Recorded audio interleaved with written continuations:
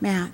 Hi, I'd like to submit some photographs to the City Council. Sure.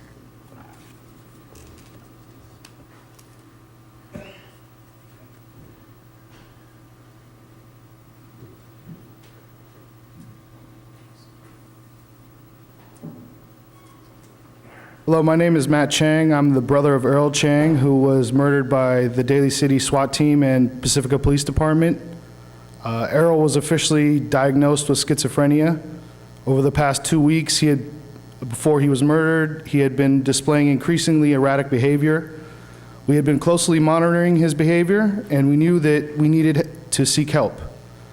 On March 18th, the day he was murdered, my mother, my father, and I attempted to convince Errol to let us take him to a psychiatric emergency facility. Because of his erratic frame of mind, we were unfortunately unable to do so, and we felt we had no choice but to call 911. We detailed his condition at length, explained that he was carrying a hatchet in his pocket to protect himself because he thought people were after him. He hadn't slept in 3 days and had hardly eaten.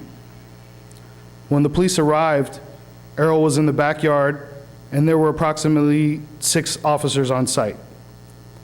One of the officers tased Errol, and he started to run towards the house, passing an officer, and I tackled him. The officers were pointing their guns and yelling at me to get off of him and pulled me off. In my opinion, the officers were not prepared to restrain him after he had been tased. As a result, Errol got into the house.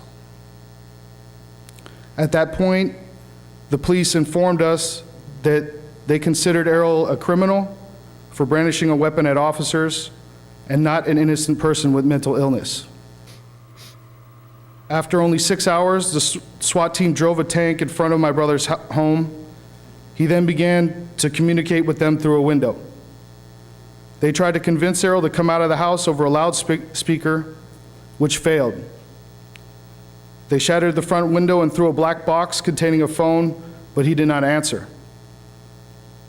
They then smashed the remaining windows and launched a series of flash bombs into the house. On several occasions, as you'll see in the pictures, Errol was leaning out of the front windows with his arms outstretched, the universal gesture for surrender. They then seized the home, a decision which not only resulted in my brother's murder, but also a member of the SWAT team was allegedly cut on the forearm. It's obvious that these procedures and tactics do not work. Matt, can you wrap it up, please? I have a bit more. Can I go? I know. I'm going to extend it just for this circumstance, and because you're his brother, and you have my deepest condolences. Okay. I'll try to go as quickly as If you can possible. do it in a minute, please. It's obvious that these procedures and tactics do not work. He was in an extremely paranoid state. He thought people were trying to kill him.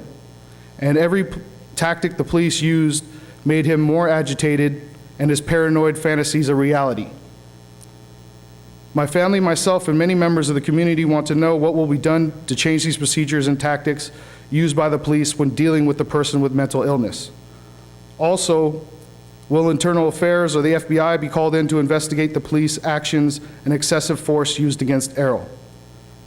We are obviously devastated by the loss of our Errol and the incompetence and mismanagement of the situation by the Pacifica and Daly City Police.